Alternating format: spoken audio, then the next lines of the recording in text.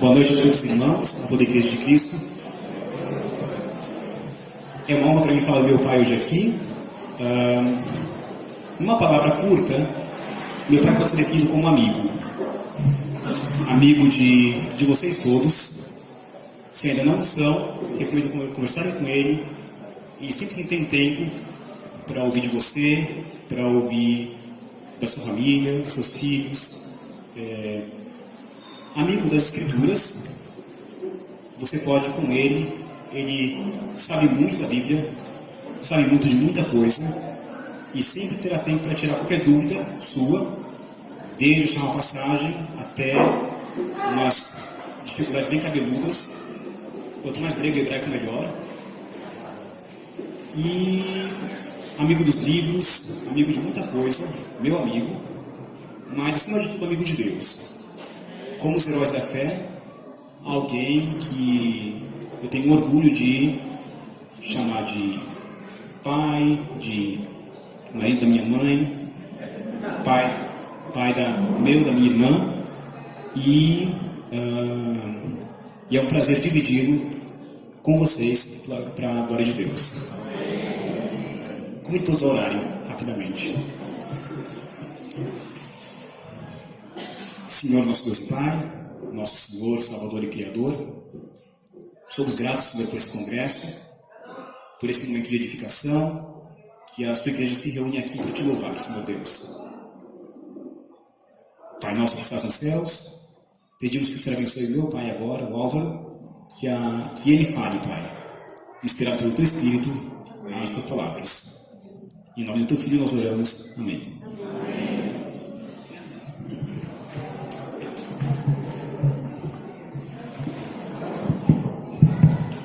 Obrigado pela surpresa. É uma honra para mim ser apresentado pelo Lucas. Até porque vocês lembram que eu nem fui sempre tão feio assim. Eu era já mais bonitinho que ele no passado. Só que na verdade eu nunca fui tão bonitinho assim. Era sempre mais estragadinho. O Sr. Norton me viu desde cedo e falou: esse menino é feio demais, né? Tomara que seja bom, porque feio ele é. Mas obrigado, Lucas. Obrigado, irmãos, por essa boa surpresa. Eu tenho que me controlar para não ficar muito emocionado, né? Mas é muito bom ter um filho companheiro como o Lucas. A esposa, a Linda, não pode estar aqui. Ela foi fazer um trabalho dela de terapia comunitária lá em Fortaleza. E ela, lógico, queria estar aqui. E no meu coração ela está. Então, pessoalmente, né? Ela virá em outra ocasião. Também Gabriela, minha filha, está no Centro-Oeste. Não tinha como vir. Ela está mudando de lá para o estado de São Paulo. Então também não tinha como estar aqui.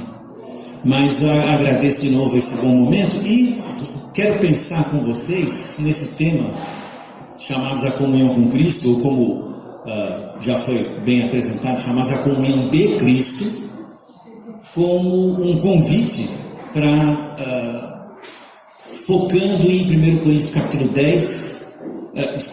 8, 1 a 13, a gente fechar um pouco na questão do amor ao irmão mais fraco. Eu só queria lembrar a vocês que o cristianismo foi isso, né? O cristianismo podia ser definido como uma religião contracultural, subversiva, primeiramente anunciada por Jesus de Nazaré, chamado Cristo, que veio da periferia do Império Romano e acabou por subverter a ordem institucionalizada.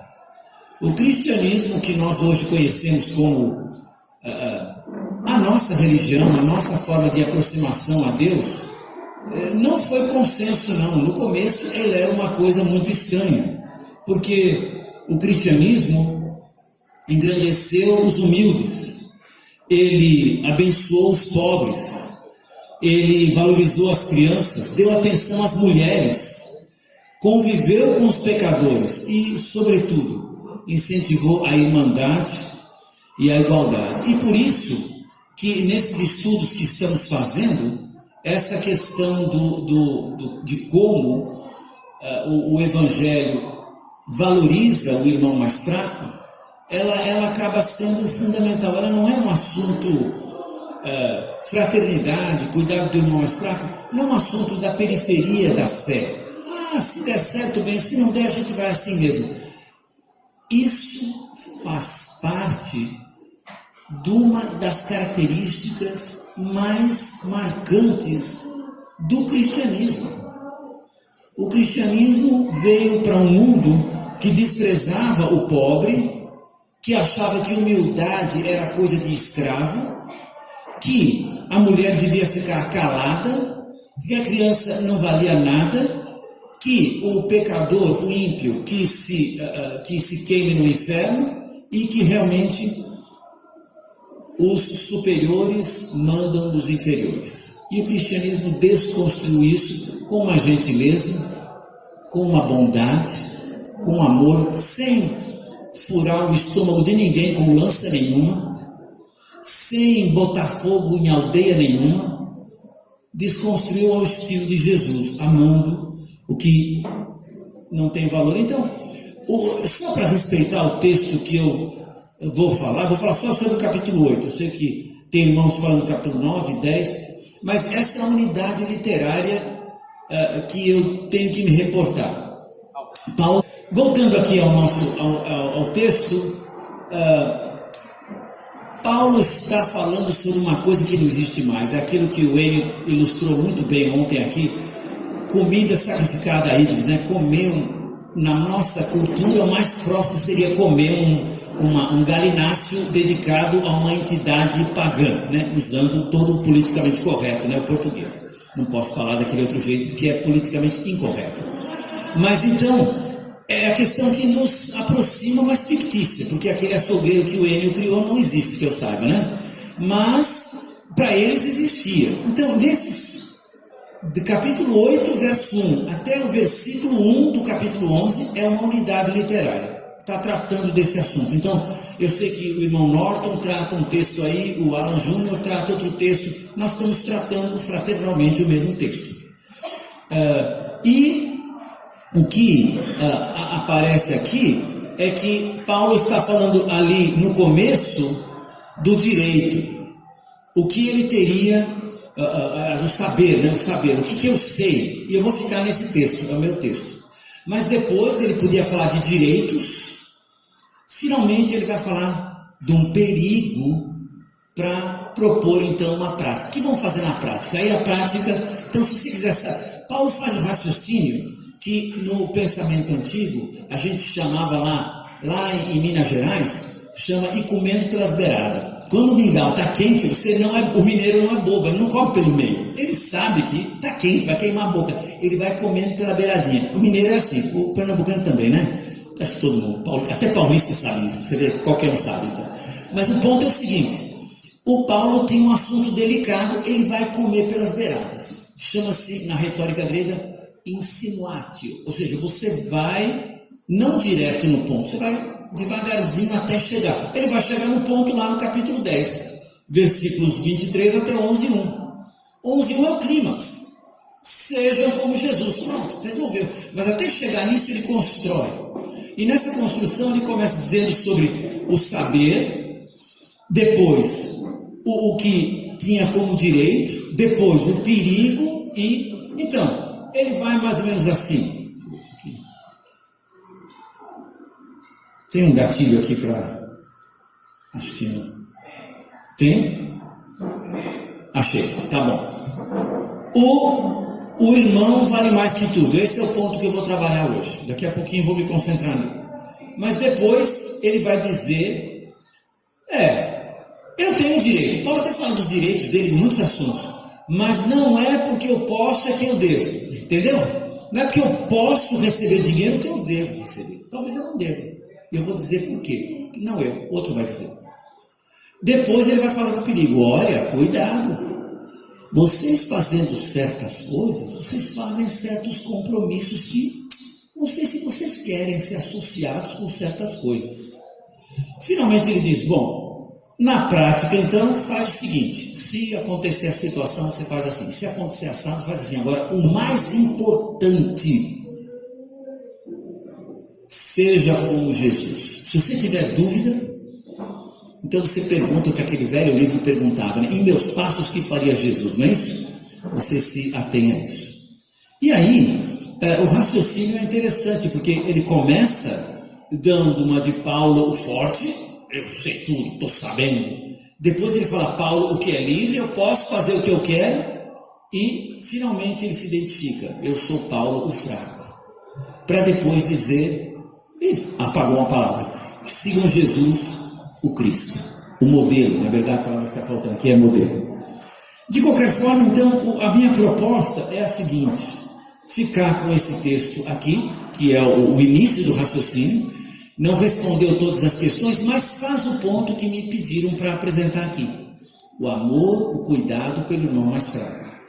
E a proposição que tenho é essa: amar o mais fraco é o único jeito de amar. Se eu não amar o meu irmão mais fraco, então provavelmente eu não amo. É aquela história que o João vai dizer de outro jeito: se eu não amo o meu irmão que eu vejo, como é que eu amo a Deus que eu não vejo, né? Então, se eu não amar o irmão mais fraco, se eu amar os bonitos, os fortes, os inteligentes, os que concordam comigo, será que isso é amor mesmo, né? Então, a proposta é que nós temos que amar, e o jeito de amar o mais fraco propõe a gente o verdadeiro caminho do amor. Então, nessa conversa aqui, tem uma série de discursos e contradiscursos. Vamos ler aqui capítulo 7. Capítulo 8, versículos 1 a 7. Leia comigo. Tem o primeiro discurso e o seu contrário. O discurso é: se eu conheço, então eu posso. Paulo vai dizer aqui: no que se refere às coisas sacrificadas aos ídolos, sabemos que todos temos conhecimento. Essa é uma frase que os coríntios estavam gritando lá. Todos temos conhecimento. Todos. Um provérbio coríntio.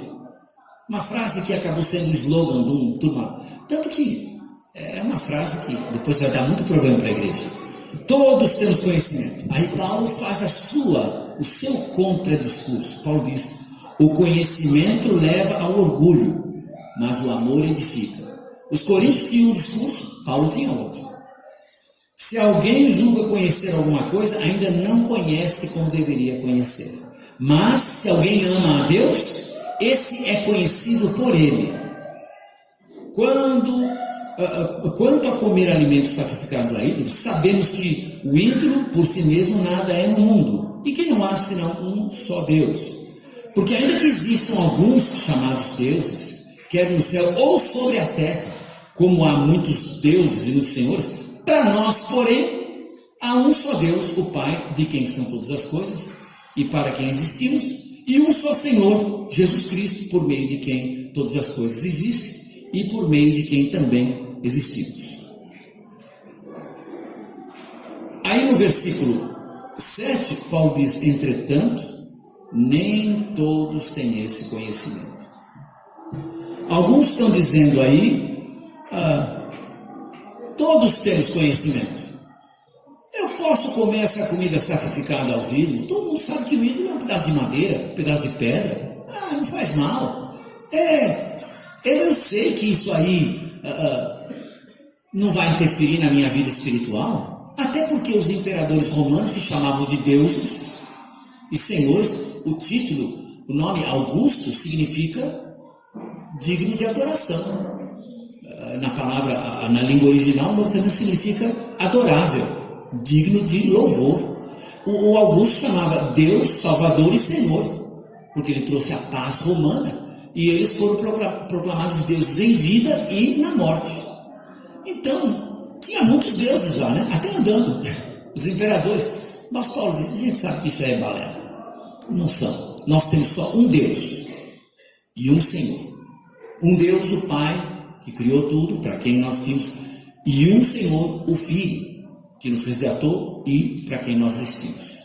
E essa conversa desses caras são nada. Então Paulo, nesse momento, assume a postura dos fortes e diz: realmente não tem valor. Mas ele vai dizer no versículo 7: esse conhecimento não é de todos.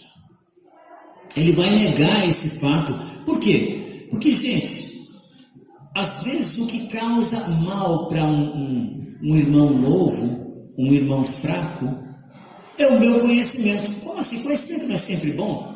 Depende do conhecimento. Conhecimento orgulhoso, que desconsidera o outro, conhecimento que força, conhecimento que se impõe pelo número, pela força bruta, não é bom. Eu lembro dos caras que andavam em 5, 6 no tempo da escola, né? E quem mexia com eles? Ninguém, só quem andava em 7, 8. Mas como eu estava sempre sozinho, eu estava sempre fugindo, né? Por quê? Porque eles estão em maior número, eles me batem. Se eles me pegaram, eu não tenho o que fazer. Na verdade, eu aprendi a correr, viu? Correr é uma boa tática. Mas então, voltando à questão. Na igreja, não adianta a gente usar esse mito da maioria que manda. Gente, igreja não é democracia. Nunca foi. A igreja é uma democracia. Tem 3 irmãos que não podem vir ao culto. Os outros 10 podem. A gente vota o horário, vocês 3 dançaram. Muda de igreja. Estão despedidos. Não. Na igreja, se 3 não podem, nós vamos os 10 nos adequar aos 3. Ah, mas aí vira a ditadura da minoria? Não. Chama amor. Chama amor. Cuidado mais fraco. Porque o forte se cuida. Então, às vezes, o conhecimento é usado para uma forma de violência, em dizer, todo mundo tem que concordar comigo porque eu sei mais. Agora, quem sabe mais? Sempre você. É que nem em casa, quando eu brigo com a May. Quem tem razão nas brigas? Sempre eu. Especialmente hoje que ela não veio, posso dizer com clareza. Sou eu que tenho razão, né? Se eu não tivesse razão, eu não brigava, gente. É por isso que eu brigo, entende? Não é assim na igreja? Por que a gente briga na igreja? Porque eu tenho razão. Se eu não tivesse razão, eu não sou tão louco assim. Tá bom, irmão, desculpa, né? Mas aí é a hora da gente se perguntar, será que eu estou dando uma de Coríntio, que diz, todo mundo sabe o que eu sei, é óbvio, é lógico, ao meu ponto de vista é a revelação divina, portanto, os que estão contra que se retirem, né? Aí eu não estou tratando bem o irmão mais fraco. Ah, mas o irmão teimoso, o irmão malvado, o irmão sem vergonha, não estou falando de mim nem de você, vamos mudar para o irmão fraco, né? O irmão fraco, ele tem dificuldades, a gente tem que então lidar com ele dentro da dificuldade dele. Então, Paulo vai negar esse discurso. Não é porque eu conheço o que eu posso, nem todos têm o mesmo conhecimento, eu vou trabalhar com meus irmãos para dar conhecimento a eles. Paulo vai citar aqui esse texto, que provavelmente esse versículo 5, 6, né? E provavelmente é um trecho de um dos tipos de ensino que a igreja antiga tinha e disponibilizava, né? Uma coisa tradicional ensinada. Mas não é por isso que ele vai forçar os irmãos. Nem todo mundo chegou lá. Então, no céu nós vamos juntos. Chegar sozinho é sem graça. Vamos levar os irmãos juntos. O outro discurso que Paulo vai negar está nos versículos 5 em diante, onde a palavra que eu quero chamar a sua atenção é a palavra traduzida aqui na minha versão, no versículo 9, deixa eu ver, versículo 9, liberdade. Mas na versão de vocês pode estar escrito autoridade. Mas vamos continuar lendo aqui, versículo 7. Vou retomar o versículo 7. Entretanto, nem todos têm esse conhecimento. Alguns, acostumados até agora, ainda comem desses alimentos como se fossem sacrificados a ídolos. E a consciência desses, por ser fraca, vem a contaminar-se. Não é a comida que nos torna agradáveis a Deus, pois nada perdemos se não comemos e nada ganharemos se comemos.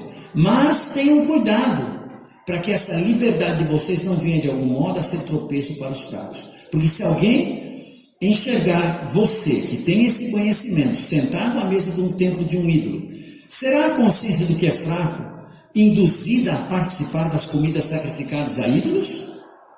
E assim, por causa do conhecimento que você tem, perde-se o irmão fraco, pelo qual Cristo morreu. E deste modo, pecando contra os irmãos, ferindo a consciência fraca que eles têm, é contra Cristo que vocês estão pecando. Por isso, se a comida serve de escândalo ao meu irmão, nunca mais comerei carne, para que não venha a escandalizá-lo. liberdade, eu tenho autoridade, eu tenho liberdade. Eu posso fazer o que eu quero? Claro que pode. Realmente, uma das características do cristianismo é a ampla liberdade, libertação daqueles dogmas da lei. E essa questão da comida sacrificada aí, sim, nós podemos fazer um churrascão com aquele frango que aquele sujeito lá arranjou, aquele galeto, vai ser ótimo, não tem problema nenhum. Mas, se alguém vai ficar triste, então o Paulo vai dizer aí no versículo 13: por isso, se a comida serve de escândalo ao meu irmão, nunca mais comerei carne, para que não venha escandalizar. Misericórdia, vegetariano por causa do irmão, né? Mas o ponto é que esse mito de que se eu posso, eu vou fazer, não faz parte do pensamento cristão. É o mito de que se eu tenho autoridade, eu devo usar. Não é bom isso não é? Às vezes nós podemos fazer alguma coisa, mas o uso dessa liberdade, o uso desse poder, acaba gerando um mal maior. Então é a hora do que a Bíblia ensina como abnegação e sacrifício. E quem que é o modelo de se abnegar, de se sacrificar pelo outro? Por acaso quem? Quem que abriu mão dos seus direitos? Quem que não precisava ter vindo à terra para sujar as fraldas lá em Nazaré? Viver como criança, submetido a 2 pais humanos, viver debaixo do governo romano que explorava a região, trabalhou de pedreiro lá para construir aquelas cidades ao redor, viveu debaixo da lei, com aquelas restrições, Por que ele fez isso? Ele tinha autoridade para dizer, não quero nada, mas ele se submeteu, abnegou-se, como vai dizer, esvaziou e foi para o sacrifício. O sacrifício dele se vê na cruz. Então, esse é o modelo.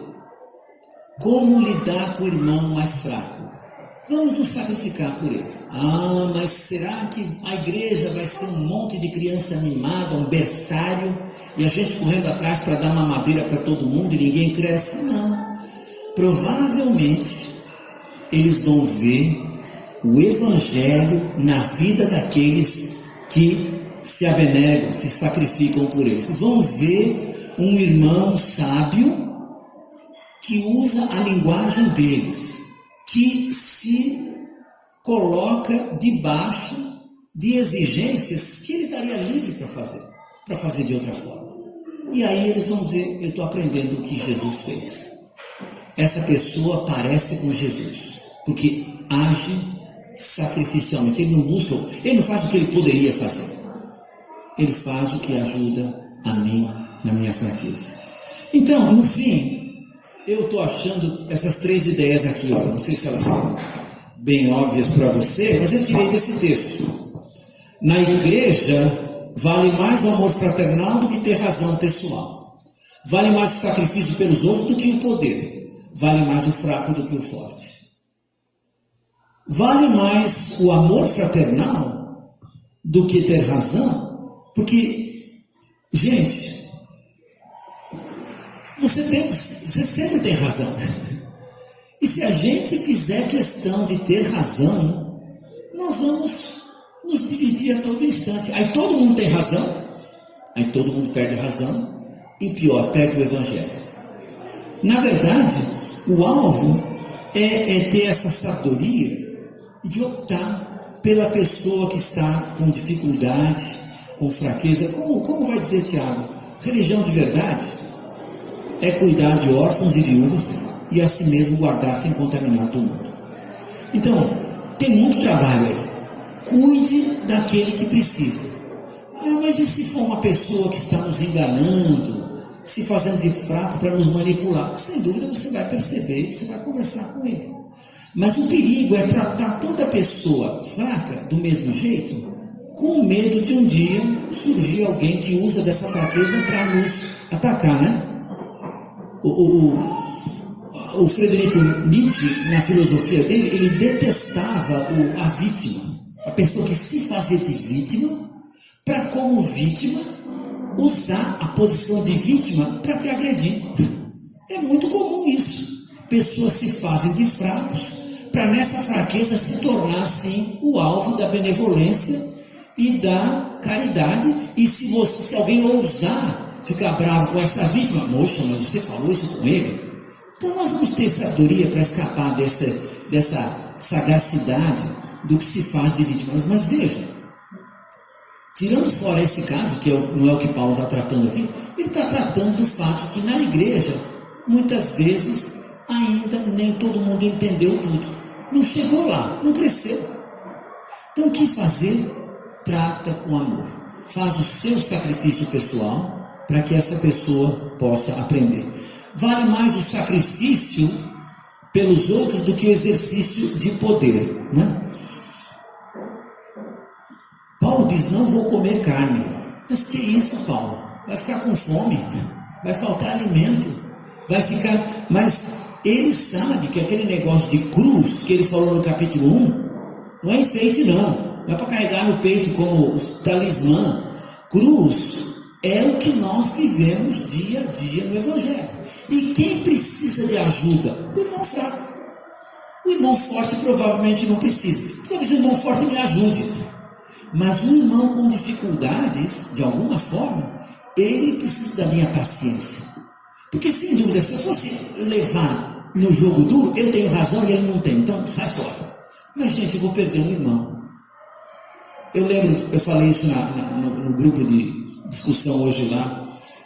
Eu lembro do seu Abramo Lucarelli falando, ele era um evangelista muito intenso, muito eficiente. E ele dizia, olha, é tão difícil converter uma pessoa. Depois a gente, por qualquer coisa, distrata a pessoa e ele vai embora. É tão difícil. E ele viajava a São Paulo o tempo inteiro, para lá e para cá, para evangelizar. Depois alguém na igreja discutia com esse irmão por uma ninharia. Não vale a pena. Vamos fazer esse sacrifício. Jesus não veio nesse mundo exercer poder. Ele veio sacrificar-se na cruz. E esse é o poder. Esse é o grande poder. Poder para motivar, trazer amor. Em último lugar, na igreja vale mais o fraco que o forte, não porque nós queremos fazer com que todo mundo fique fraco. Nós queremos que todos cresçam. Mas o jeito é pensar como Jesus pensou. Valorize o pequenino. Quando você ajudou um desses pequeninos, foi a mim que ajudou. Deixai vir a mim os pequeninos, não os embaraceis. Quem não se converter se tornar como um pequenino. Quando eu disse para o Nicodemos, quem não nascer de novo, Nicodemos falou, não vou. Nicodemos foi teimoso, né? Teimoso que nem uma mula, né? Assim, ele não quis. Ele era um PhD, como o irmão Norton, é um cara que tinha alto treinamento literário. Ele entendeu a metáfora. Ele resistiu. Não, eu sou rico, poderoso, sabido, bonito eu não sei, né? Mas, e muito religioso. Como é que eu vou abandonar tudo isso e começar de novo? Aí ele veio com a história, não dá para voltar para a realidade. Não. Jesus disse, rapaz, se não nascer da água do Espírito, não tem chance não. No reino a gente começa como criança, né? Só entra criança, adulto não entra. Então, a gente nessa humildade permanece valorizando o mais fraco, porque o forte vai cuidar de si mesmo. Então, vamos estudar muito. Eu até vim aqui fazendo propaganda, aqui ó, Ebenezer, né? Vem estudar no Ebenezer. A gente gosta muito de estudar. O Enio vai ensinar lá, Norton vai ensinar lá essa semana. Está aqui o Randy, o Ricardo tá para chegar de viagem, outros estão, professores, não puderam. A Alan vai estar com a gente lá, não agora, né? Mas já esteve em setembro, vai estar de novo em setembro. Vários de vocês estudaram, tem vários formados aqui. Estudar é o que interessa, mas amar muito mais. Os nossos estudantes que vêm para o seminário, às vezes eles vêm da comunidade religiosa, vêm estudar à noite no seminário. Eles pagam. E sabe o que eles mais gostam no seminário? Tem muita Bíblia, tem muito conhecimento, tem muita atenção, mas eles ficam abismados com o amor. Tem uma família. E isso não dá para comprar não, entendeu? Ou tem ou não tem. Ou vem de Deus ou não vem. E é isso que a igreja tem que o mundo não sabe. Lá pelo 4º para o 5º século, teve um imperador romano chamado Juliano o Apóstata. os imperadores já eram cristãos. Juliano era um imperador que herdou o império da família de Constantino, mas ele era pagão. E ele tentou ressuscitar o paganismo. Ele tentou investir nos templos que tinham sido fechados. E ele dizia para os sacerdotes de Apolo, de Júpiter, dos deuses: olha, vocês não conseguem fazer que nem os cristãos? Finjam que amam as pessoas, vai? Pelo menos finjam, né? Ajudam um pouco os pobres que nem eles fazem. Faz alguma coisa, porque o povo percebe a diferença. Que eles amam as pessoas e vocês só gostam desse negócio aí. Juliano, o apóstata, tentando dar um verniz de cristianismo nos sacerdotes pagãos. Faliu, ele morreu e a coisa foi junto com ele. O ponto é que essa é a dinâmica que Cristo trouxe. Estudar é bom, amar mais ainda. Se alguém acha que sabe, Paulo diz, não sabe. Mas se alguém ama, aí Paulo usa o verbo na passiva, é conhecido por Deus. Não é que se alguém ama, conhece a Deus. Ninguém conhece a Deus. Ninguém consegue alçar voo para as alturas. Mas quando alguém ama, Deus se precipita dos céus e vem morar no seu estábulo, o coração. E aí então, amar é muito importante. Sim, muita liberdade, sobretudo liberdade de si mesmo. O cara mais mandão na sua vida são os seus vícios, a sua teimosia. Pelo menos eu falo por mim, tá? Desculpa, eu estou falando por mim. Quando eu falo assim, não se cita mal. Eu estou analisando a minha pessoa e projetando o meu pecado em vocês. O pior inimigo do Álvaro é o Álvaro teimoso que mora aqui dentro e quer ter razão, e quer se impor, e quer fazer o que quer. Está errado, gente. Se eu quero ser livre, eu tenho que me livrar desse pecado. E quando eu me livrar desse, quando eu me desapegar de mim mesmo, aí sobra muito espaço para a ação do Espírito, para a ação de Deus e para o amor. Finalmente, a atenção ao menor, ao fraco, ao pequeno, é o jeito de Jesus. 1 Coríntios 8, ainda Paulo não terminou o raciocínio dele, nós vamos aprender mais, mas o que eu tiro daqui é isso. Na igreja, vamos cuidar dos fracos. Eu sei que aqui no congresso eu quero conversar com aquelas pessoas que são os meus amigos, né? Que eu encontro sempre, mas é um momento festivo. Mas na congregação, tem aquela pessoa que ninguém conversa com ele, não tem amigos, não tem vínculos, liga com ele.